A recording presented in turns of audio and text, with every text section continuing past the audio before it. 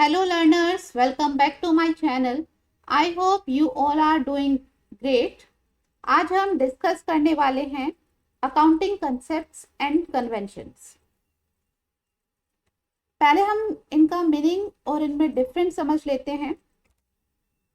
देखो, accounting concept वो rules हैं अकाउंटिंग के जो फॉलो किए जाते हैं बिजनेस ट्रांजैक्शंस को रिकॉर्ड करने के लिए और साथ ही फाइनल अकाउंट्स को प्रिपेयर करने के लिए। और अकाउंटिंग कन्वेंशंस क्या है? कस्टम्स है, एक रीति रिवाज है, प्रैक्टिसेस हैं जो कि widely accepted by the accounting bodies हैं, साथ ही जिसे सारी फर्म्स ने एक्सेप्ट कर लिया है, जो उन्हें गाइड करती हैं फाइनल अकाउंट्स प्रिपेयर करने में। ठीक है, तो क्या समझ आया कि अकाउंटिंग कंसेप्ट क्या है?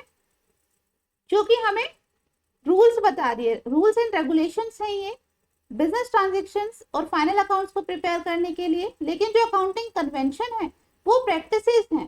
ठीक है, डेली लाइफ में हमें अकाउंट्स रिकॉर्ड करने में हेल्प करती हैं।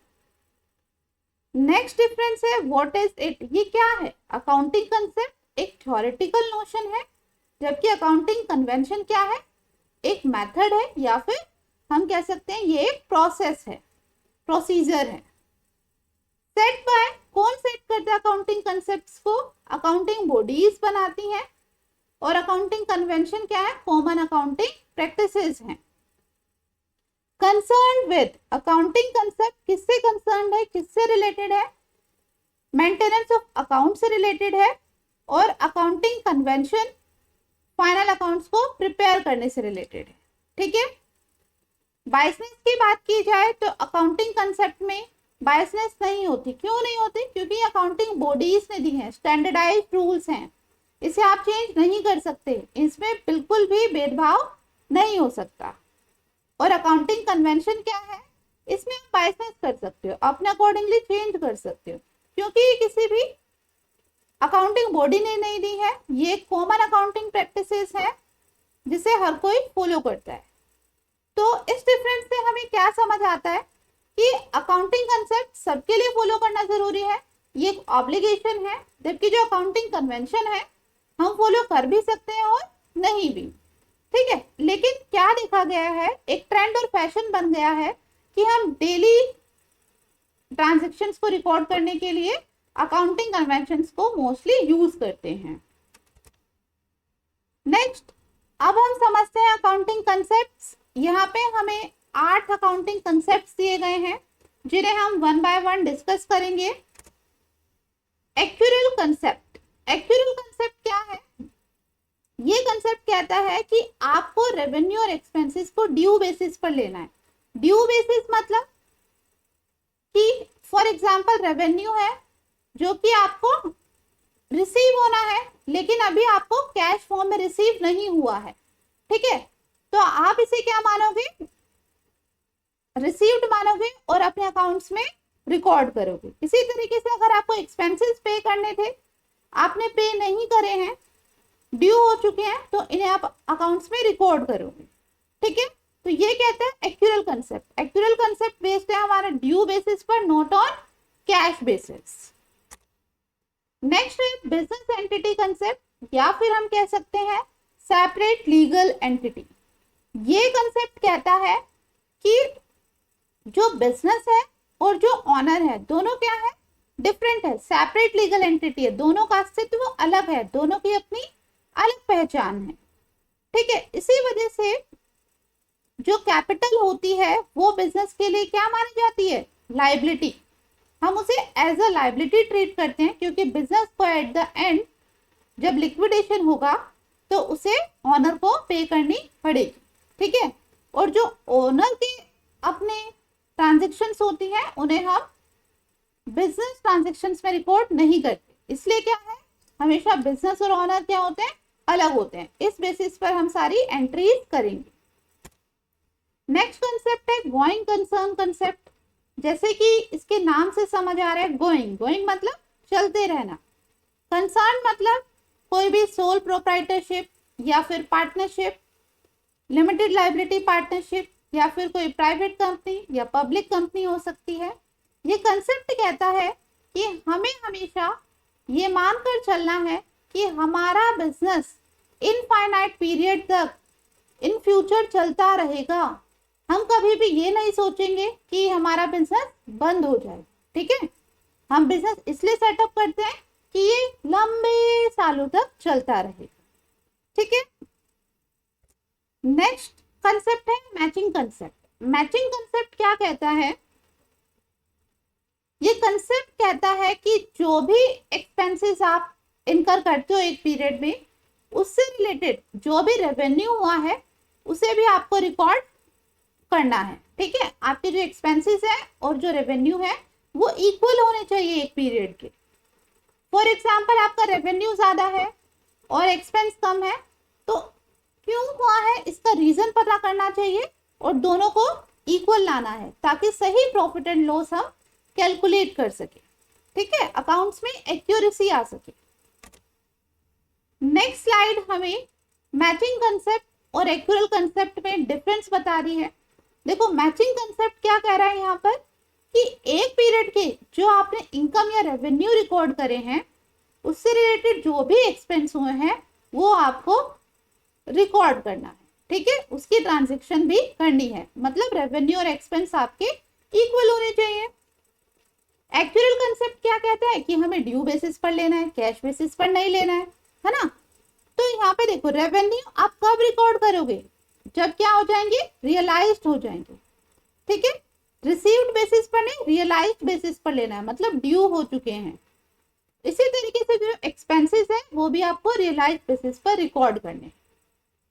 एक्चुअल कंसेप्ट की वजह से ही जो हमारा आउटस्टैंडिंग या फिर प्रीपेड अराइज होता है वो हम एक्चुअल कंसेप्ट की वजह से लेते हैं। ठीक है, आउटस्टैंडिंग है, अभी बाकी है। फॉर एग्जांपल, आउटस्टैंडिंग सैलरी है, अभी बाकी है पे करना, तो उसे हमने क्या ले लिया? आउटस्टैंडिंग में ले लिया। अगर कोई पहले ही हो चुका है तो उस बेसिस पर हम प्रीपेड लेते हैं। नेक्स्ट है मनी मेजरमेंट कंसेप्ट। ये कंसेप्ट कहता है कि हमें सिर्फ उन्हीं ट्रांजैक्शंस को रिकॉर्ड करना है जिन्हें हम मॉनेटरी टर्म्स में मेजर कर सकते हैं। ठीक है, हमारे पास दो टाइप की ट्रांजैक्शंस होती हैं, मॉनेटरी और नॉन मॉनेटरी। ठीक है, जो मॉनेटरी ट्रांजैक्शंस है हमें उनकी एंट्री करनी होती है अकाउंट्स में, और जो नॉन मॉनेटरी एंट्रीज है उन्हें हमें रिकॉर्ड नहीं करना है। नॉन मॉनेटरी क्या होती है? जैसे कि एफिशिएंसी ऑफ वर्कर। ठीक है, या फिर कह सकते हैं मोटिवेशन वर्कर्स का, मोराल हो सकता है। इसे हम मनी टर्म्स में नहीं निकाल सकते हैं, इसलिए हम क्या लेंगे? सिर्फ मॉनेटरी टर्म्स को ही रिकॉर्ड करेंगे। नेक्स्ट है कॉस्ट कंसेप्ट। कॉस्ट कंसेप्ट कहता है कि अगर कोई भी एसेट है तो हम उसे अपनी अकाउंट्स में रिकॉर्ड करेंगे उस प्राइस पर जिस प्राइस पर हमने उसे परचेज किया है, एक्वायर करा है। फॉर एग्जाम्पल, अगर 10 साल पहले मैंने कोई बिल्डिंग ली थी 2 लाख की और आज उसकी वैल्यू 3.5 लाख हो चुकी है, तो मैं अपने बुक्स में उसे 2 लाख पर ही दिखाऊंगी, 3.5 लाख पर नहीं। ठीक है, किस पर हम रिकॉर्ड करेंगे? कॉस्ट ऑफ एक्विजिशन पर। ऐसा हम क्यों करते हैं? ताकि हमारे जो फाइनल अकाउंट्स हैं वो सही फाइनेंशियल पोजीशन दिखा सके, हमारे अकाउंट्स में एक्यूरेसी आ सके। ठीक है, सही हमें प्रॉफिट एंड लॉस पता चल सके। नेक्स्ट है डुअल एस्पेक्ट कंसेप्ट।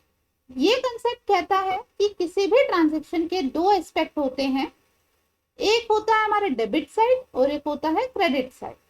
इसे हम एक एग्जांपल से समझते हैं। फॉर एग्जांपल, मैंने कोई बिल्डिंग बाय करी तो इसके 2 एस्पेक्ट हुए। एक क्या हुआ? हमारे पास बिल्डिंग आई, ठीक है, और उसके अगेंस्ट क्या हुआ? कैश का विड्रॉवल हुआ, कैश की पेमेंट हुई। ठीक है, तो ये हो गए हमारे 2 एस्पेक्ट। इसी वजह से हमारा डबल एंट्री सिस्टम अराइज हुआ था। साथ ही जो हमारी अकाउंटिंग इक्वेशन है वो भी डुअल एस्पेक्ट पर बेस्ड है।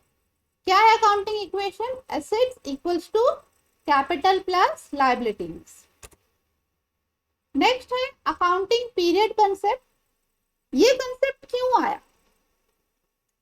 मान के चलो, अगर हम सारे ट्रांजैक्शंस को रेगुलरली रिकॉर्ड करते रहेंगे एक के बाद एक बहुत लंबे टाइम तक, हम रुक ही नहीं रहे हैं, कब हमें प्रॉफिट एंड लॉस कैलकुलेट करना है, कब हमें फाइनेंशियल पोजीशन देखनी है, इसके लिए टाइम डिसाइड होना चाहिए।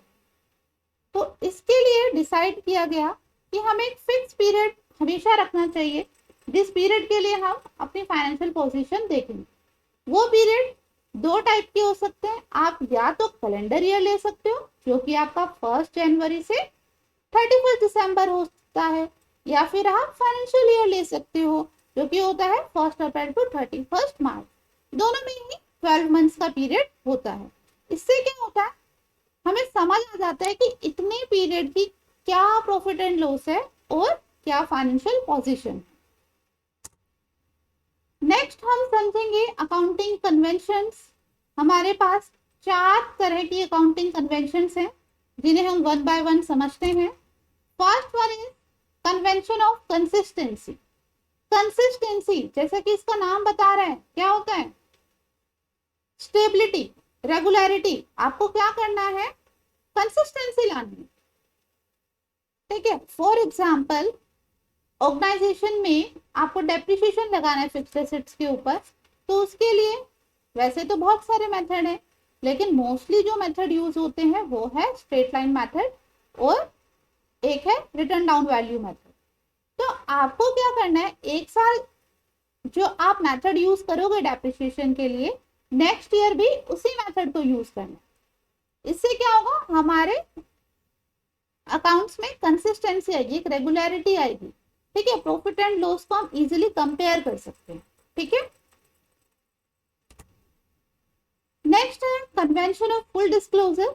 ये प्रिंसिपल कहता है कि बिजनेस से रिलेटेड जितने भी ट्रांजेक्शन्स हैं, ईच एंड एवरी ट्रांजेक्शन को आपको डिस्क्लोज करना चाहिए, ताकि क्या हो सके, हमारी जो रिपोर्ट्स हैं, स्टेटमेंट्स हैं, वो फेयरली और एडिक्वेटली बने।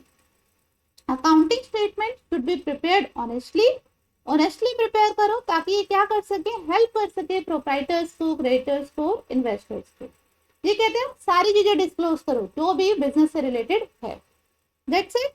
नेक्स्ट कन्वेंशन है कन्वेंशन ऑफ कंजर्वेटिज्म, प्रूडेंस। ये कन्वेंशन जो है उसका दूसरा नाम है प्रूडेंस। आपसे पूछा जा सकता है कन्वेंशन ऑफ प्रूडेंस। तो ये कन्वेंशन कहती है कि हमेशा बचकर चलो। ये क्या होती है, पेसिमिस्टिक होकर चलती है, ठीक है, फ्यूचर के बारे में हमेशा नेगेटिव सोचती है। ये कहते हैं कि जितने भी लॉसेस आने वाले हैं उनके लिए तो प्रोविजन बना लो, रिजर्व बना लो, लेकिन जो भी प्रॉफिट है उनके बारे में एंटिसिपेट मत करो। क्या कहता है, anticipate no profit but provide for all losses. For example in future आपके बेड डेट्स हो सकते हैं, ठीक है, तो उनके लिए आप प्रोविजन बना के चलो, प्रोविजन फॉर बेड डेट्स और provision for bad and doubtful debts बन सकते हैं, साथ ही provision for discount on debtor, right, और आप रिजर्व बना के चल सकते हो। इसी वजह से, इसी प्रिंसिपल की वजह से हम एक और बनाते हैं जो है कंटिंजेंट लायबिलिटी, कि कुछ भी मिस हैपनिंग होती है तो उस केस में हम उस फंड को यूज कर सकते हैं, ठीक है। लेकिन क्या है, अगर आपको लगता है कि इन फ्यूचर मुझे इससे कोई प्रॉफिट हो जाएगा, तो उसको आपको अभी रिकॉर्ड नहीं करना, ठीक है। उसके लिए आप अभी से रिकॉर्ड करके नहीं चलेंगे, सिर्फ हम किसके लिए प्रोविजंस बनाएंगे, लॉसेस के लिए, ठीक है। नेक्स्ट प्रिंसिपल है मटीरियलिटी, कन्वेंशन ऑफ मटीरियलिटी।